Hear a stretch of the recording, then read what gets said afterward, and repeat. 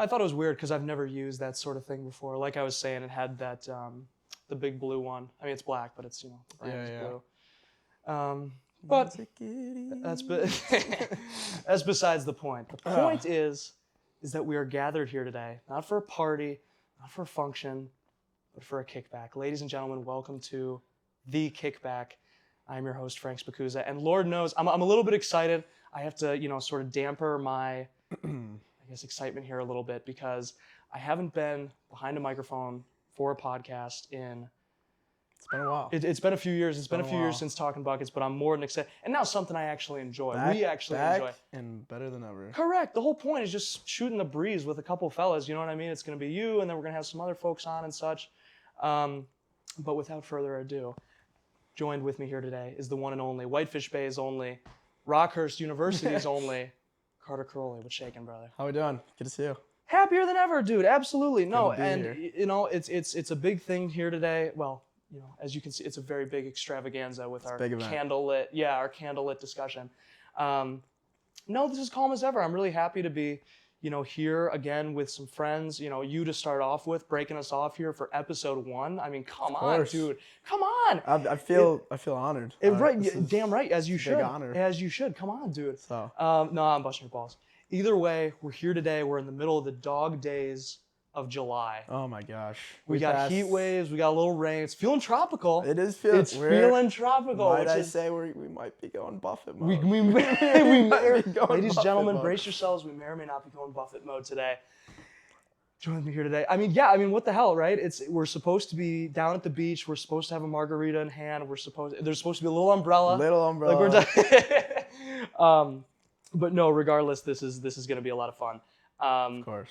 We've got, just to give our folks a little bit of a premise, welcome to Kickback. We're going to be here with me, Frank, and my friends. So today we've got Carter Karoly, but down the line we're going to have a lot of other interesting characters join us. I mean, it's going to be all these other folks. Look forward to it. But yeah, exactly. A jack in the box, you know what I mean? It's going to blow up whenever you least expect it. Regardless, though, we are here to get down and dirty. It's a very serious topic. Jimmy Buffett's a very serious man. But I mean, because I wanted to talk. One of my favorites. Well, that's what I was gonna say. I'm like, favorite. Correct. I'll put it yes, there. and because I'm like, I want to cover a lot of different genres. I want to cover artists, and like I was saying, we're in the dog days, dude. I'm hanging out. I'm driving around.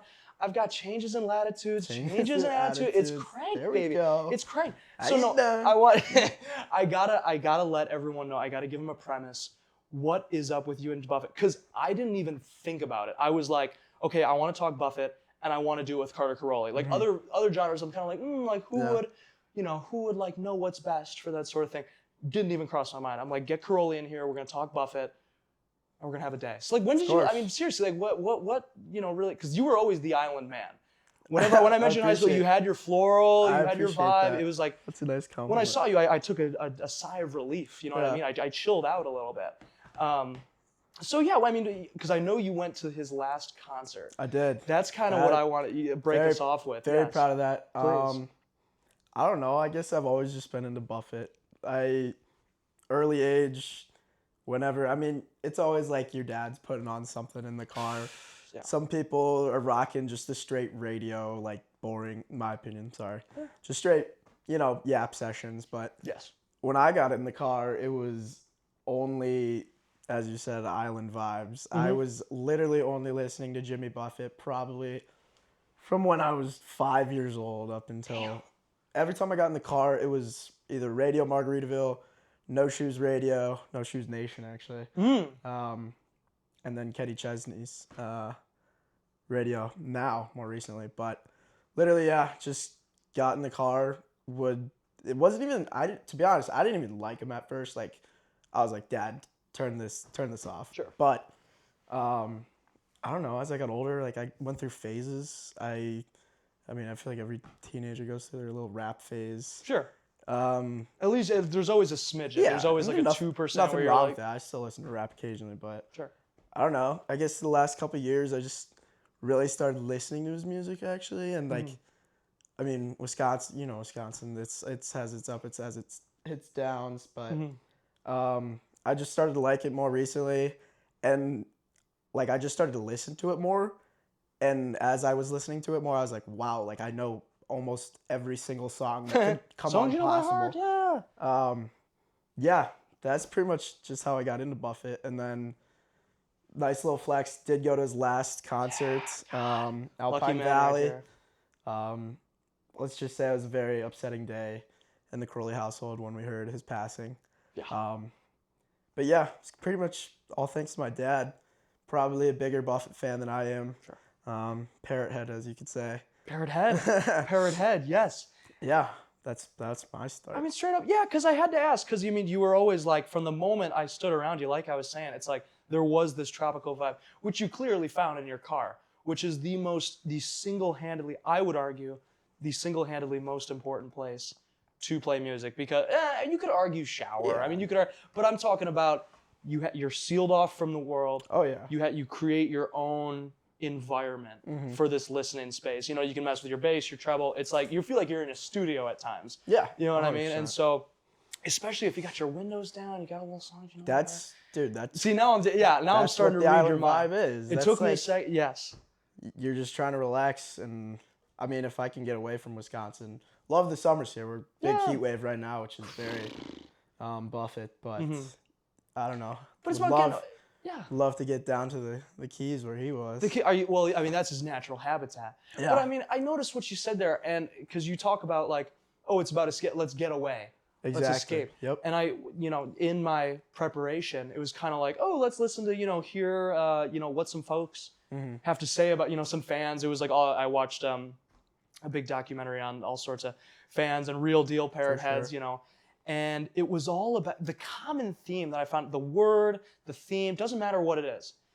It was, oh, let's get away from our current reality. And that's what I was going to bring up with you, is that you are clearly, and not even just you specifically, but everybody is like, when they put that on, and not just Buffett, I mean, specifically, yes, but trop rock as a genre, I mean, his genre, tropical 100%. rock, that is a form of escapism, especially, and it could be a Midwest bias, because we're stuck in 30 degrees half the freaking year, but other than that, it's like, because let's like mentally get away. It's gray, it's cruddy, you walk outside, you can't leave your freaking house without a jacket and a hoodie and a this and a that.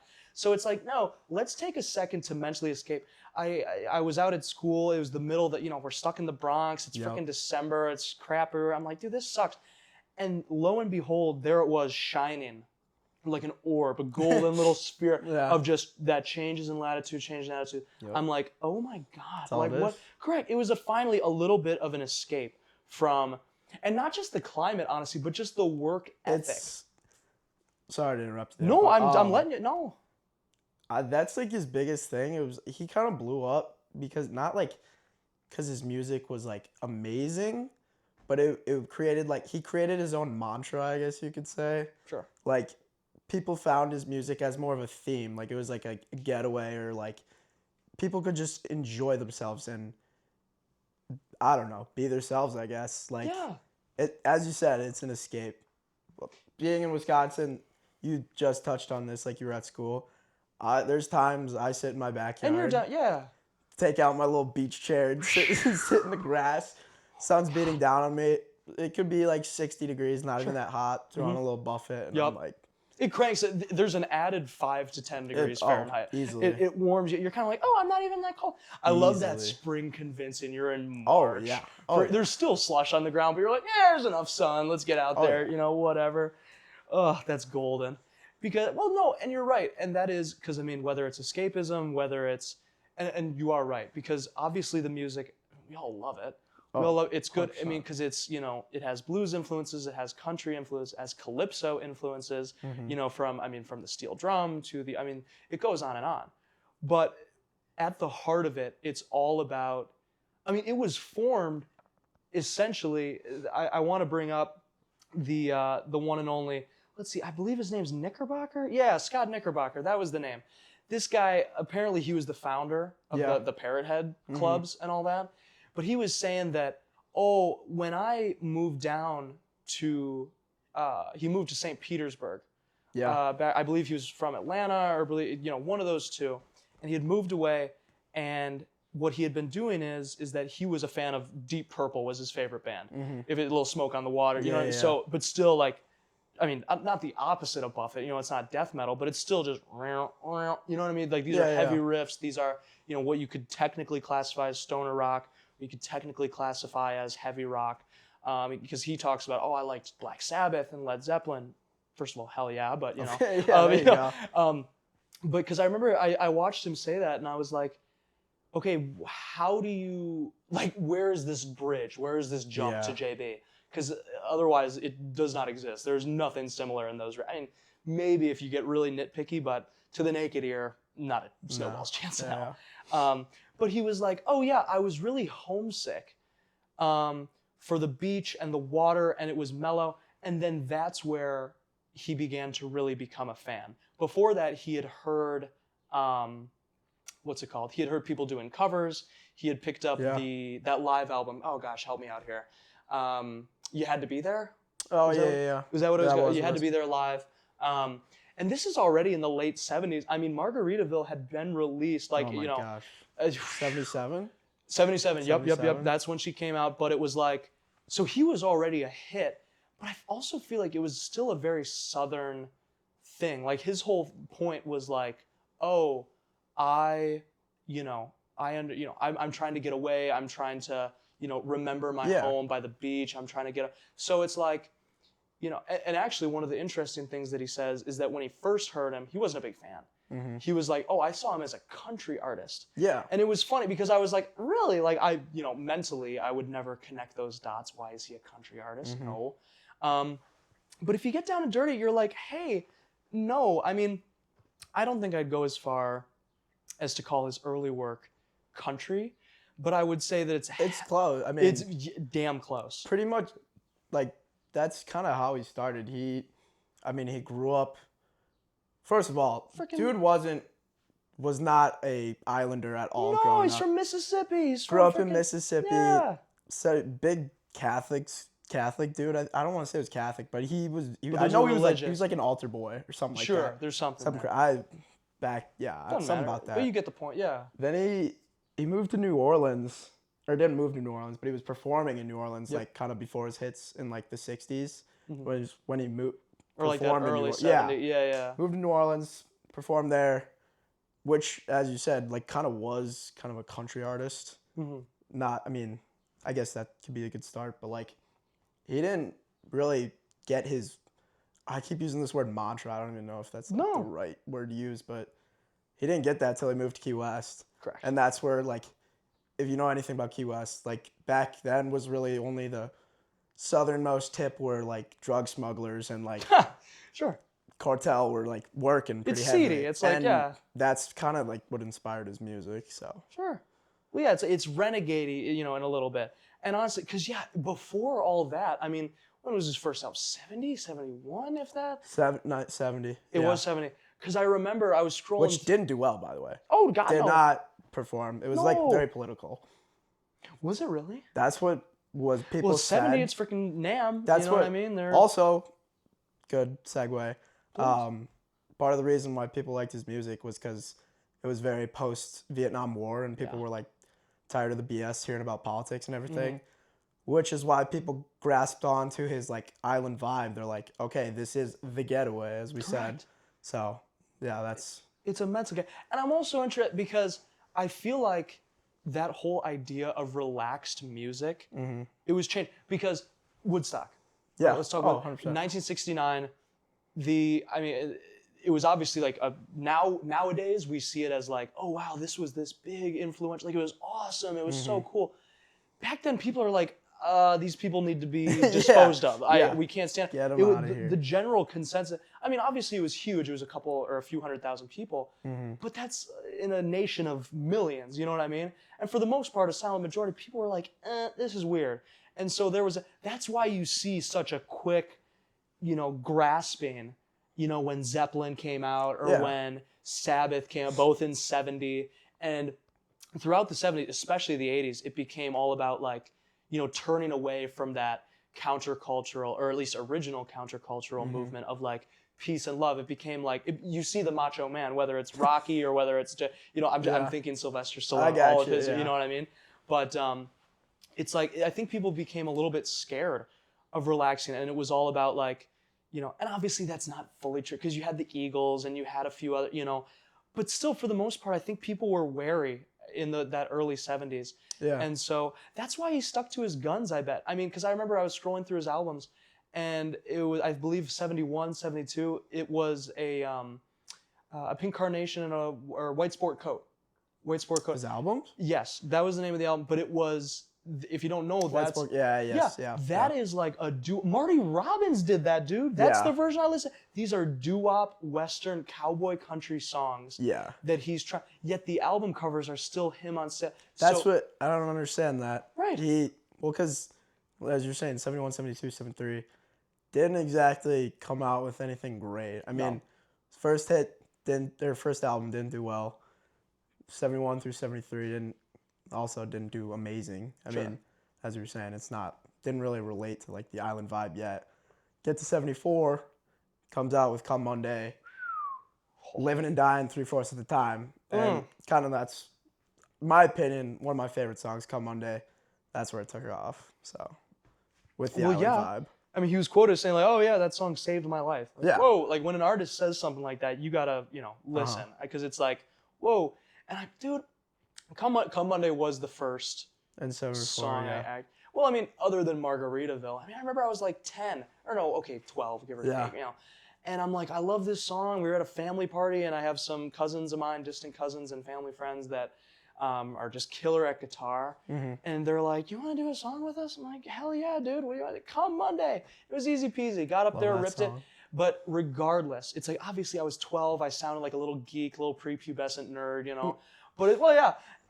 But still people, it's like, when they hear that music, I like, because obviously I like metal and I like all that, and I like music that makes me want to stand up. Mm-hmm. Like you hear it, you're like, oh crap, like what's going on? Like this is some good, dude. You hear his music, you're like, yo, where's the sink chair? Into that chair. I'm like, yo, where, and does it recline? Where's the chair? Where's my margarita? Correct. Is it right hand or left hand? That's your biggest problem when shit goes on. Like, what's it gonna be? Yeah. So it's like, it's totally universal. It's all ages. People are toe tapping. But you're right, because they were totally bombs. And when Come Monday came around, you see him. I believe that album cover has him on like a big old boat, doesn't it? I mean, he's sitting on the freaking skipper, And so it's like big old skipper. Correct, yeah. Like so people finally started to get introduced and warmed up to this idea of like, because I think it was either like, all right, let's rock out, or like let's get stoned. You know what I mean? Like there was, especially with like, the Dead. You know what I mean? It's all that stuff. And so it's like, this is a different kind of relaxation. Like let's calm down. And I think that's most showed in the early days of those parrothead clubs. Mm-hmm. That Knickerbocker guy, that is his name. I don't want to, bomb the pronunciation. You know what I mean? Oh, Nickerson, excuse me. Jeez Louise. Either way, he was like, oh yeah, I put out an ad in the paper. That's how we got this whole thing going. He's like, I'm going to put out an ad in the paper for people that just want to hang out. And not for people that like the music, but people that, both enjoy the music and the lifestyle. Yeah. That's what I remember him saying, was like, it was the lifestyle that was admired.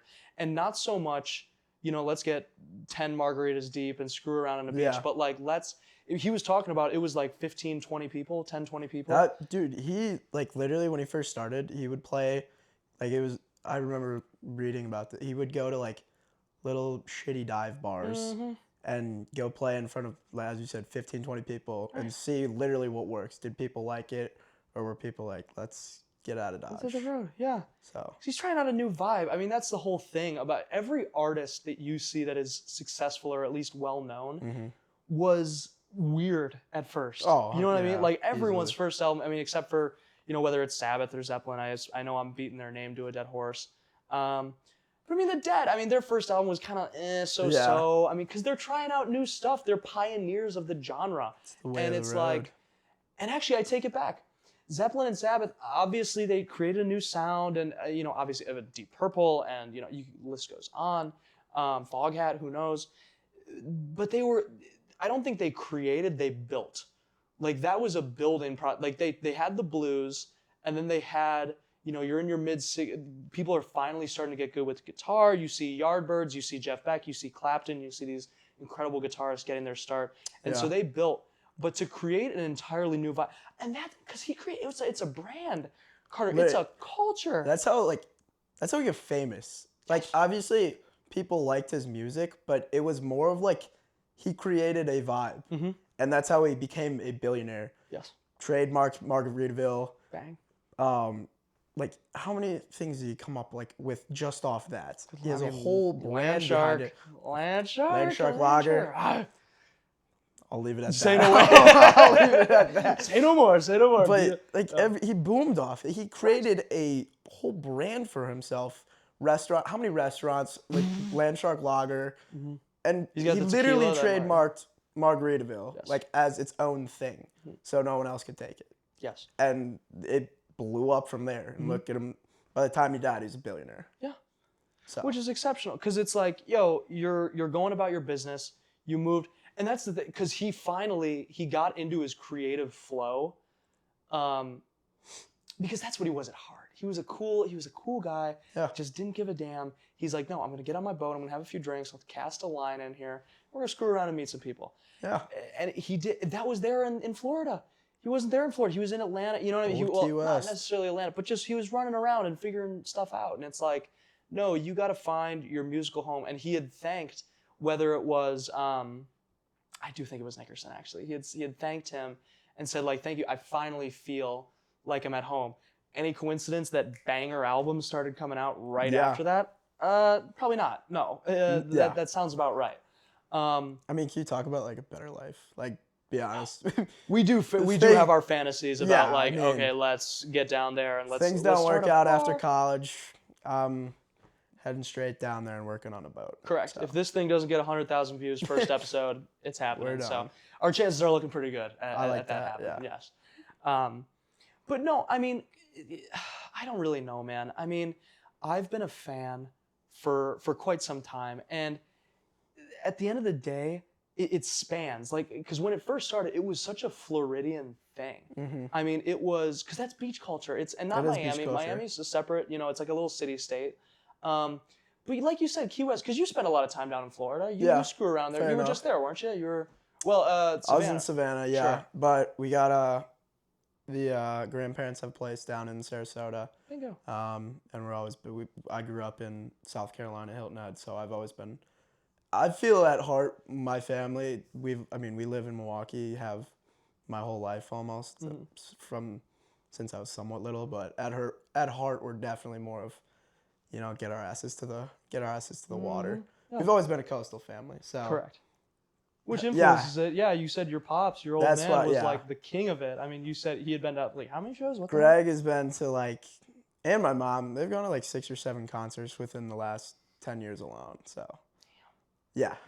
Damn. I mean, that's, it's not over, but they're not following around. But why would you? All you need is one, screw around, get your lay on, you know what I mean? Throw a beach ball in the air. Literally, another thing that, just contributes to his whole brand. If you look at his concerts. Oh, my God. It is a whole show itself before the concert. Correct. There's a performance before the concert. Mm-hmm.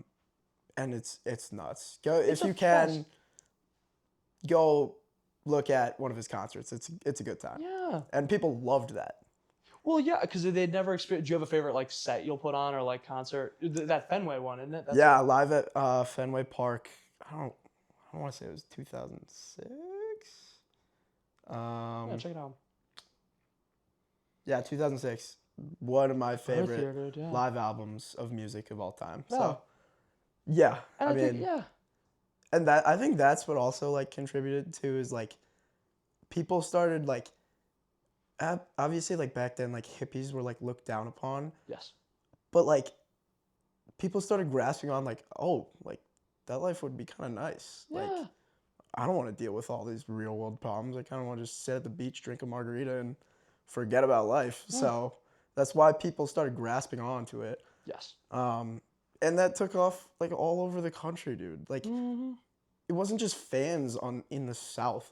When he would start traveling, he's bringing the island. He could do a show in Ohio or like Missouri. He did a couple times, and people loved it. Yeah. Like you're transcended into this island vibe, even though you're in the middle of the Midwest. Correct. So.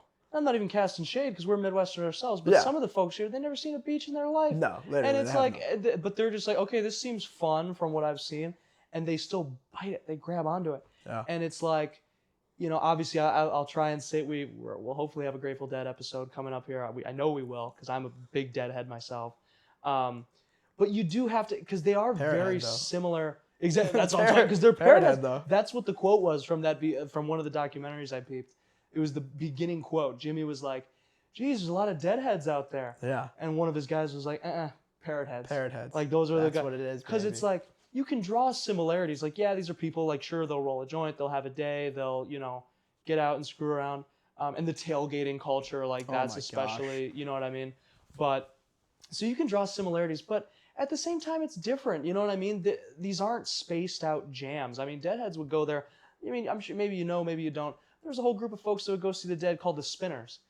They would go get high as hell and just spin around. Like, you didn't see that, but like, people were relaxed, having a day, but no one's losing their mind. No. Which I think found a happy medium for a lot of people, especially when it's an escape. Correct. And and making one last comparison to the GD, you want to talk about an artist that has a positive curve-in career, and not even in terms of music, because I think obviously like in between 75 and 80, probably like his peak of like songwriting career. And like, but just like the Dead, big deal in the 70s, well liked, well enjoyed. The Dead probably had more of their heyday then than look at him now. JB. But exactly, it's like the 80s. What the hell happened? Yeah. Now we got to talk about Party Gras and and Parrothead, because like, I mean, to have a festival, that's the one thing that a lot of bands, including the Dead, never really touched upon. You know what I mean? Yeah.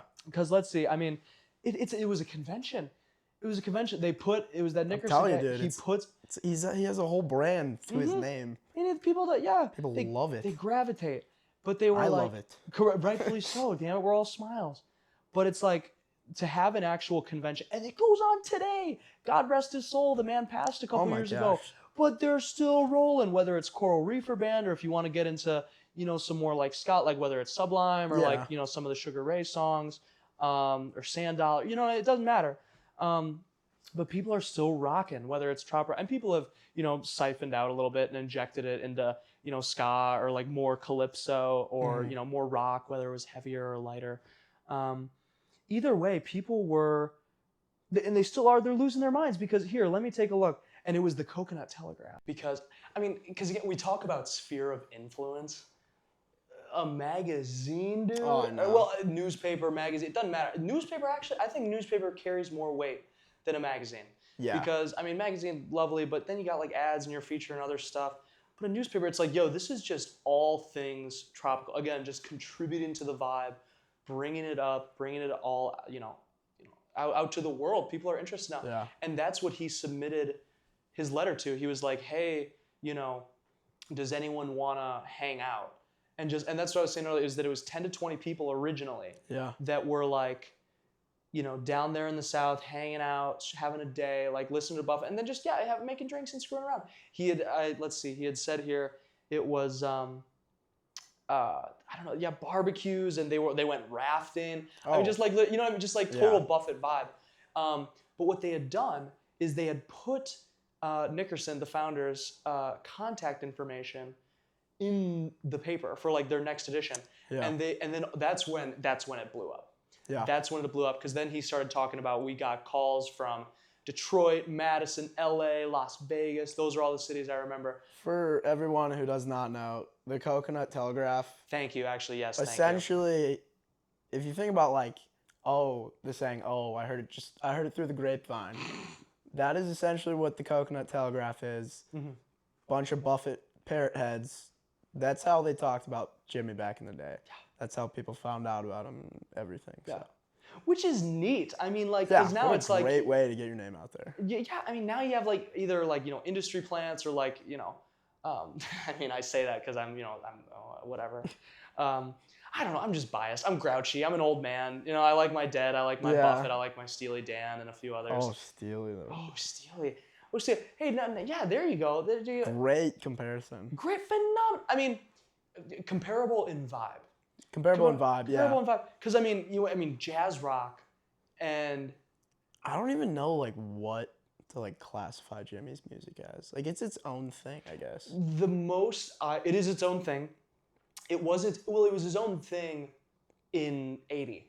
Yeah. In 77, you know what I mean? Because that was, in all the people that I've looked at and all the things I've read, it's like, oh, it's trop rock. Yeah. So that's technically the genre, but okay. That's not fair enough. Well, I mean, yeah, but like at the same time, in your defense, it's not like a genre on Apple Music or Spotify. Yeah, or like, you know, it's kind of like, oh, it's just rock. It's just, oh, this is classic rock, because it's like Jimmy Buffett, and then, you know, who had the Doors, and then all the other. It's like, you missed a step. You missed a big branch. Well, because no one, like, when he was starting out, no one was using, like, steel drums or, like... God, no. Literally most island sense of music ever. You hadn't Throw heard some that. steel drums in there.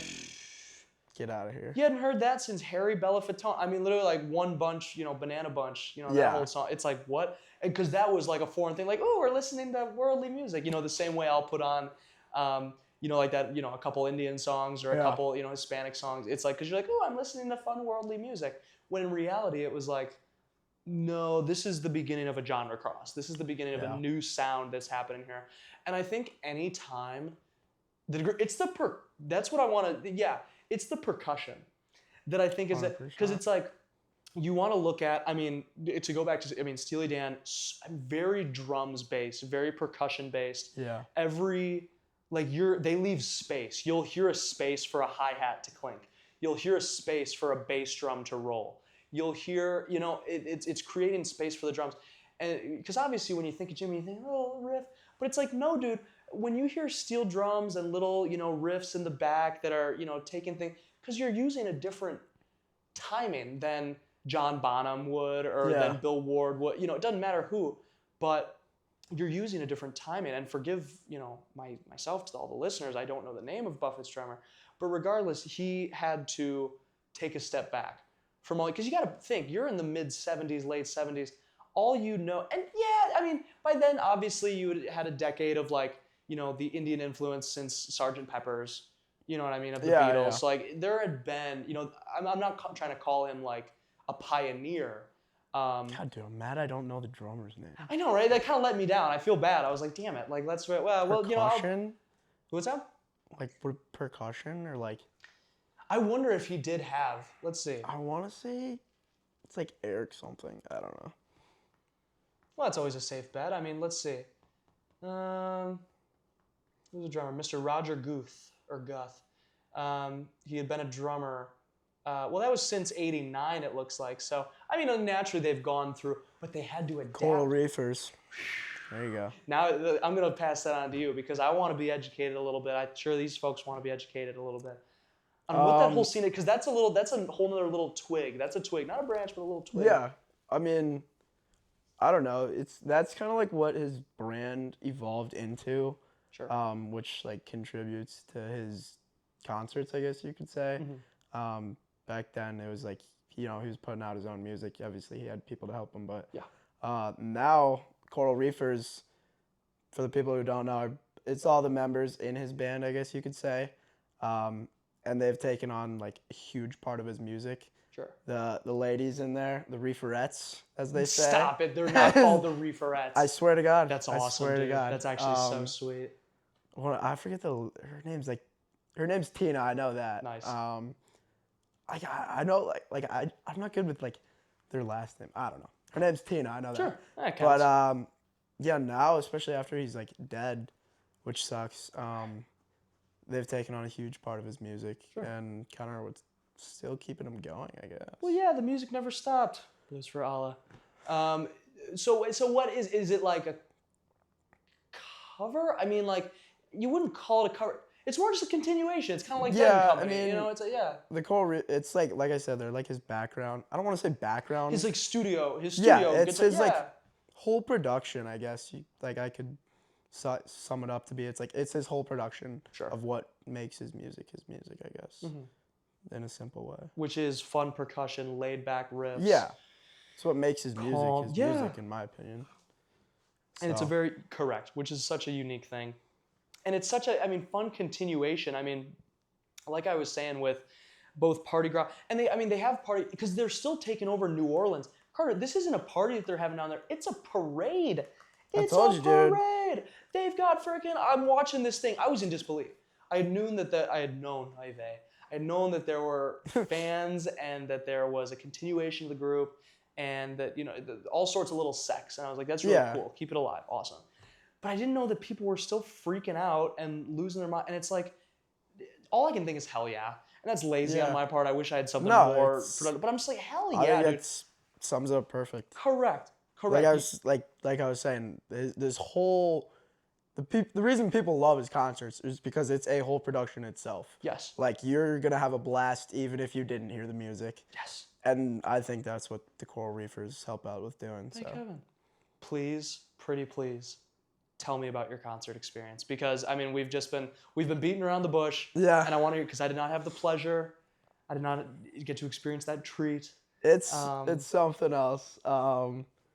I'd say easily the best concert I've been to in my life. So? I haven't been to a ton, but you've been to enough to where I've been to enough to know this special. one's better. Yeah.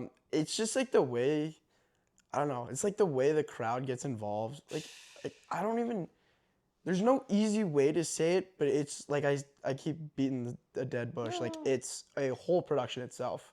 Like not a festival, but I don't know. The way the fans get involved is pretty insane.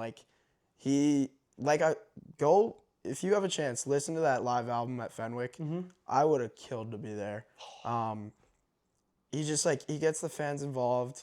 He's always just saying some dumb shit to get the people going. I don't know. I think one of the biggest songs that was insane was when he played Fins, and he's like, you ever heard that song? I don't know if I'm familiar. Oh, when was that? Is that oldie and newie? It's pretty old. I don't want to say it's 80s. It was definitely after he got big, but sure. It's about sharks circling the boat. See, it's all such simple, digestible. It's the most simple things, but it just contributes to the island vibe. He starts the song off and the crowd goes nuts, and he's like, fins to the left, fins to the right, and it's so stupid, but it gets people rowdy, and it was awesome. Mm-hmm. Yeah, definitely some more concerts I wish I had went to, but and that's the thing, because he sounded good. I bet. Oh my, he sounds great. Thank you for bringing that up. Yes.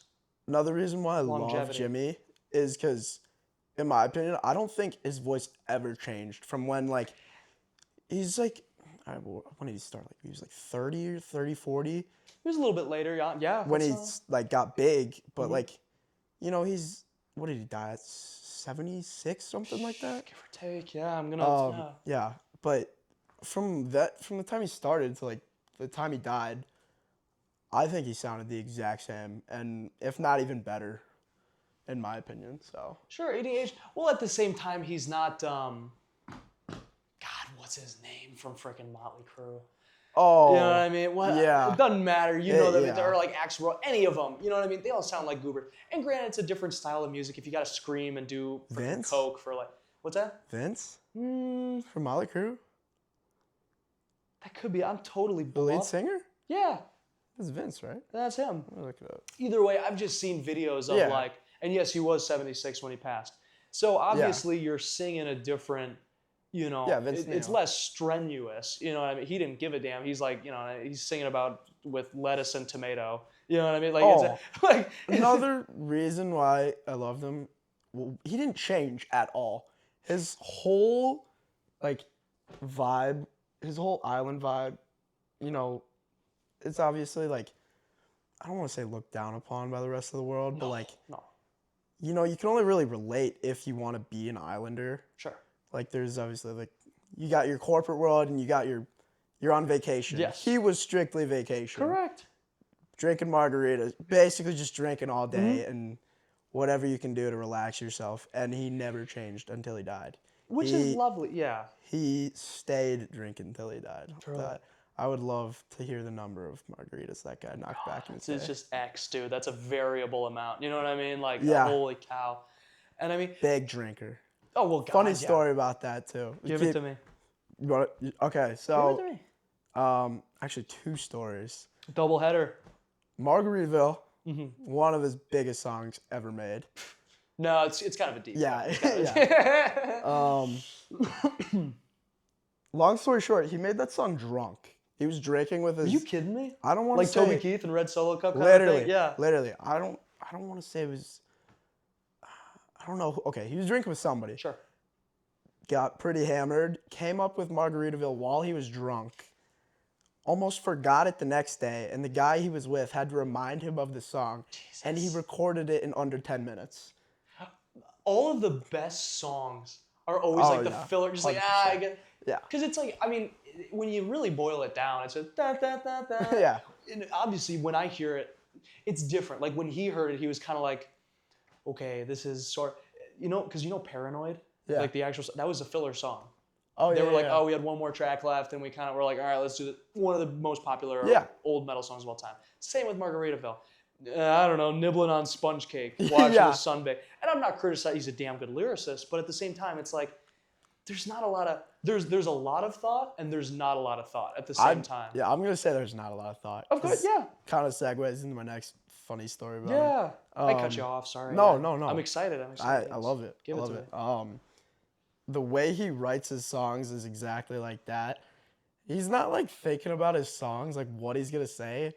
He's just writing about shit he probably did yesterday. Oh God, like, yeah. It's literally just about like what his life is. Wrote Margaritaville while he's drunk. Yeah. Another great song, Boat Drinks, one of my personal top 3. Came up with that song also while at a bar. So the story goes, they were in, I want to say it was Boston. Sure. And Jimmy hates the cold, so. Yeah, what else? Yeah. Sorry, dumb. But hey, no. Was in Boston, drinking with some buddies. Wanted to get the hell out of there. They're watching a hockey game, and he sees an ad. Like I don't know what it was. He saw an ad at the bar, and it was about cheap flights to the Caribbean.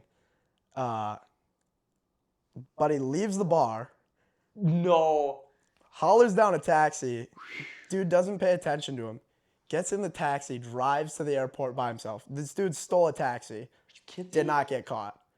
Flew to the Caribbean, and that's how the song Boat Drinks came up. Jesus, dude. Literally, I'm pulling up the lyrics. It's all about literally what happened that day. But funny story, yeah, Jimmy stole a taxi. Yeah, well, now we know. I never would have guessed, because it's like, and he describes like, yeah, I had to get down there, and we had to get some drinks going. Literally, lyrics, Boat Drinks. Boys in the band ordered boat drinks. Visitors scored on the home rink watching the hockey game. Oh my God. Everything seems to be wrong. Lately, newspaper mentioned cheap airfare. I've got to fly to Saint somewhere. Nice. I'm close to bodily harm. Yada, yada, yada. It's literally just pull up the lyrics to Boat Drinks, and it is literally about his experience at the bar and flying to the Caribbean to get the hell out of the cold. So that's what I'm saying. His lyrics are like, it's not like this dude's trying to play, what's going to be my next big song? No, he's half the time drunk. And he's like, yeah, that's what happened yesterday. Sounds good. That was the vibe. And it blew up. Blew up. That's why I love this guy. Correct. Well, because it's lax. And obviously not to go full English teacher on it. Sorry, English teachers, the many that are watching. But it's, it's your job. You guys got to overanalyze stuff. It is what it is. But to overanalyze a little bit, one of the lyrics I always liked is that in Margaritaville, he's talking about like trying carrot juice. Or no, not Margaritaville. Or maybe it is. Cheeseburger in Paradise is what I think it is. Yeah. He's like, I've been drinking, carrot juice and all this stuff, which I'm sure was a fad at the time. But it's still a symbol, very symbolic. Very symbolic of just like, there are all these fads and there's things in mainstream, like you were saying, corporate world and general consumer world. Yeah. That's like, you need to do this because you need to be thin, you need to be wealthy, you need to be educated, and not Jimmy this though. and that. Yeah, correct. It's like, no, fade that. And it was like, no, like, screw this. I'm going to go back. And it's about going back to the basics. Like, I got to get to the same thing. I got to get to Saints somewhere. Doesn't matter. I got to get, how many times have you said something that's synonymous to that? Like, I got to get somewhere warm. I got to get the hell out of here. How many times in January have you been sitting out here? It's pitch black at 4 p.m. You want to die. You're like, just get me to Saints somewhere. Wisconsin. And correct. It's like, get me the hell out of here. Rough. And so, you know, that's probably why we gravitate to it so damn much. You know what I mean? But it's like, I guess opposites do attract in that case, you know. But people down there are still jumping to it. I mean, it doesn't really matter.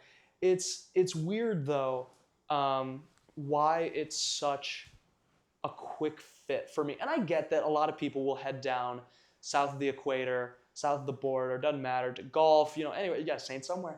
And it's kind of like, yo, this is gonna be like nuts. And obviously that's like a spring break vibe, you know what I mean? You know, whether it's Miami or I don't know.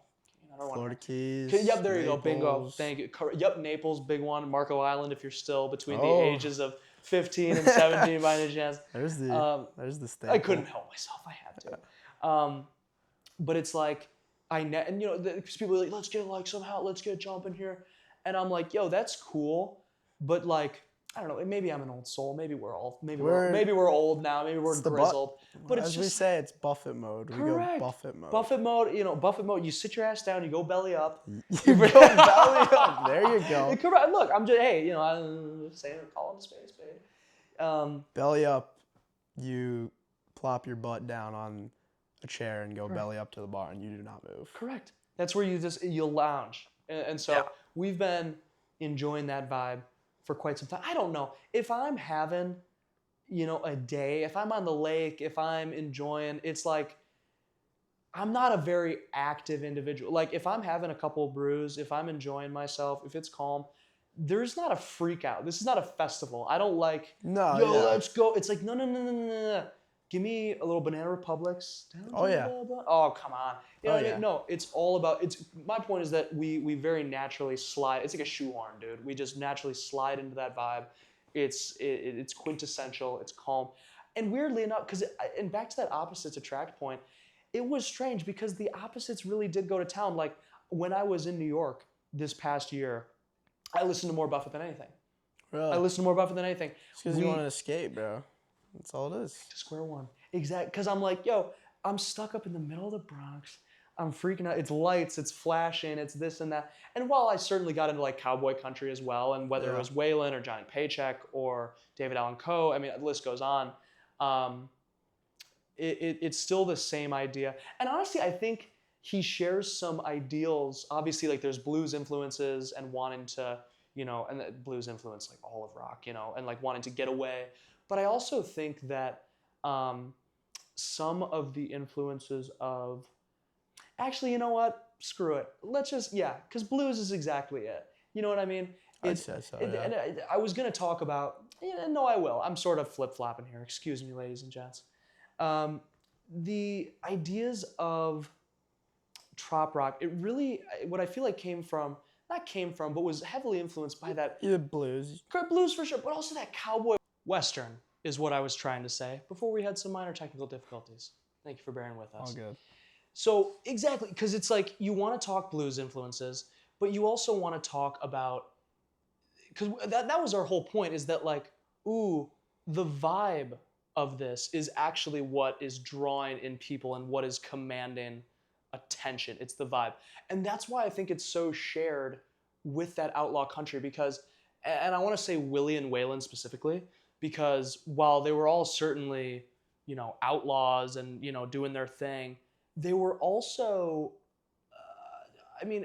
actually, no, there nothing more needs to be said. They were outlaws and they didn't go with the thing. They rolled their joints. They had a day. They didn't care what radio stations had to say. They didn't care. And so I think the same mindset trickled down into the music and the general, not even just the music, but actually the atmosphere at these shows and at these parades or concerts, whatever it may be. It trickled down and obviously 100%. Reformed and took a new shape, a much more positive shape, a much less, you know, crazy shape, I guess. but even still, it just became more digestible for people because I think a lot of folks were initially a little bit frightened maybe of that sort of Western blues. They're like, I'm not, I'm not a cowboy. I'm not a this. I'm not a that. So let's take a step back. But this became digestible for people. That's what going back, we may or may not have said, I'm not sure. But that essentially like what was Buffett's music. Like he had his own like genre. Maybe people didn't grasp onto it at first, but like people began to love it. Like this was a whole vibe for themselves, is what I'm saying. Yes. So completely. But I mean, I do fear. I feel the fear deep in my heart. We got to get down to business, and we got to do a top three. And if we had done it before, we apologize. But it's time to let's say if you heard it before from us, we're redoing it. All right, that's what's up. We're redoing it because we want to go from the top. We're enlightened now, and we want to rethink this again. I know you're a Bubbles Up man. Bubbles Up. Is that your one? Maybe is that? Do you think? I don't know if I can. Because I know we talked before, and you were like, "Oh, like that's probably the number one." But hey, let it rip. Let it rip. Dude, I don't like.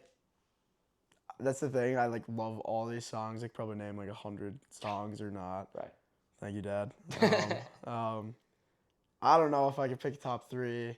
Bubbles Up is definitely in the top three. Sure. Big Come Monday fan. I don't know. He has a bunch of great songs that are like upbeat and about just kicking back.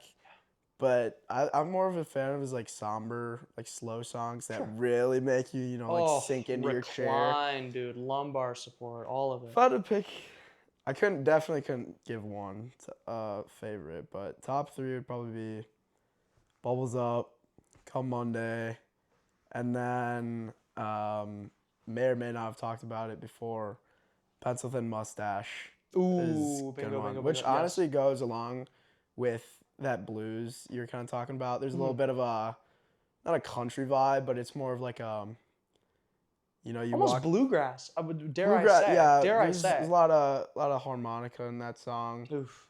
It's definitely like a old Key West type vibe. Like you're walking down the beach, you see some hippie there, ripping the harmonica right next to some beach, bar. Those probably top three. Sure. But there's too many to pick. I love all of his music, but top three, yeah. Pencil Thin Mustache, Bubbles Up, Come Monday. Yeah. What about you? Got well, I'm very biased, and forgive me if I've said it before. I'm sure I have, but at the same time, it's got to be that changes in latitude, changes in attitude stuff. I mean, In the Shelter's great. I miss you so badly. And again, if we said it, please forgive us. Like I said, we've had some difficulties here though, but it's episode 1. You know what I mean? You got to cut some slack. We're going by the fly. We're on the green, correct. Yeah. But no, Miss You So Badly, easily at that number 1. I played that song so many damn times. Luke Lowe knows it by heart. Oh, yeah. Shout out the kid, the roommate. Kid. Because it's like, I'm not going to play this one and done. This is not a one and done. This is not a specific, it's a Friday night. No, this can be an afternoon. This can be a morning, an evening, Lord knows, a string lights, This music just, you plop it on whenever and you're going to be put into that vibe that, am I on vacation or am I not on vacation right now? Yes, exactly. And if I'm beating a dead horse here, I apologize. But Pink Floyd, for example, because I asked you, I'm like, oh, what are your top 3? Yeah. I get stressed when people are like, what are your top 3 for anything? Because I'm like, all these different bands, whether it's the Dead, whether it's Floyd, whether it's, who knows, they had all these different vibes. If I put on American Beauty or Working Man's Dead from 1970, awesome, great stuff, lovely. But it's totally different from what they were doing in 78, 79. Because then if you go from Ripple to Shakedown Street, you're like, what happened here? This is not the same band. Yeah. It is, but they had just gone through changes and, all sorts of trips. And it's like, you got to find that vibe. And I think that's been the key highlight of the man JB's career is that it's like, we are good. This is trial and error, but it's a careless trial and error. It's a win or learn. It's like, hey, that worked. Or, okay, I guess I learned. And I say that all the time, win or learn, but it's like either, big hit or, you're calm. He figured it out as he went. You don't lose. He doesn't lose. Yeah. JB's not a losing man. Yeah. No, he was going to put, whether or not his music blew up and he had his fan base that is today, he was going to put out this music no matter what. Correct. And whoever liked it was whoever liked it. Exactly. I'm sure if he was not big, you know, as he was today, he would still be in these little beach bars. Oh God, yeah, and he'd be just as happy, if not happier. Yeah, exactly. He's a humble man. All of his interviews, like, I didn't want a fan club. I didn't. Every single time. He's like, I didn't expect any of this. I was just doing what You're I was drinks. doing. You're like, whatever. Okay, cool. Jesus, man. But no, hey. In conclusion, going forward, I mean, talk the influence. We'll talk about the influence. You know, what I mean? The framework, and I think I had brought it up earlier in the show. That, you know, and I referenced Sublime specifically because I think that of them as one of the great torch bearers, you know, that had taken his torch and really carried it on. And obviously, very technically, when it comes down to beats and style and this and that, different music. Yeah. But again, and I had mentioned at the very beginning, whether it's Sandollar or 311, big one, Sublime, obviously. These bands, they got their not start, that's inappropriate, that's not correct, but their inspiration. Yeah. Inspiration, that's totally the right word. It's like, oh, like someone had the balls to go out there and say, I don't care what any of you guys think. And that's why, because it was like its own form of counterculture. Because in the 70s, it was Kiss, dude. People are like, yo, like, it's all about, like, how do I look and is the light. It's all about the scene. It became, because in the 60s, you're watching, you know what I mean, Janis Joplin, and you're like, okay, this rocks, you know what I mean? But then it became like, yo, now we're in arenas. Journey, I mean, you look at the 70s, oh, come on. But it's like, 70, Poison, doesn't matter. But it's like, now we're switching to arenas. Now we're switching to different spots that have different lighting capabilities, different technological abilities. Let's utilize those to make a better show, which they did. Well, but by they, I mean general artists of the time. Yeah.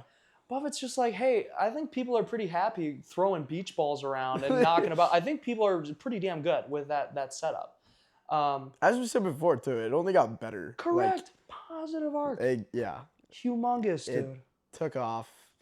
You know, he's still playing. Before he died, he was still playing the songs he made just in the 70s, and literally has albums that are like the songs you know by heart. Oh God, yeah. And aptly named. People are still gladly singing them. Truly, man. So, yeah. Oh. Well, Karoly, I hate to cut the string loose, but all good. I reckon that about does it for it. We can go on for hours. That's a problem. You know, we'll circle the drain just like he was so influential. He was so this and that. I could talk forever about this stuff. True. I toss out a 3-hour podcast. Exactly. People are. We'll limit ourselves. We'll make sure that everybody's calm. So, thank you for sticking around. Thank you for kicking your feet up, relaxing. Hopefully, you had a margarita in hand for a very fitting episode. Oh yeah. This has been the Kickback with Frank and Friends. Joining with me here today was Carter Karoly. Thank you guys for listening to my spiel about GOAT, Mr. Buffett himself. Come on, that's what they're here for. They're not here to screw around. They don't want any posers, all right? That's why I bring in. That's why I bring in the real deal for you guys. I want people that know their business. So tune in next time. We're going to be talking about a few other genres. We've got a few great ones lined up. Hopefully you enjoyed this episode. We are available on SoundCloud, Spotify, Apple Podcasts, and everything in between. Make sure to subscribe and hit that bell to make sure that you do not miss a single episode because we got a lot of ground to cover this summer. So, hope you're enjoying your July. Hope you're enjoying your evening. And we sure as hell hope that you enjoyed our talk about Jimmy Buffett. This has been The Kickback. Until next time, ladies and gentlemen,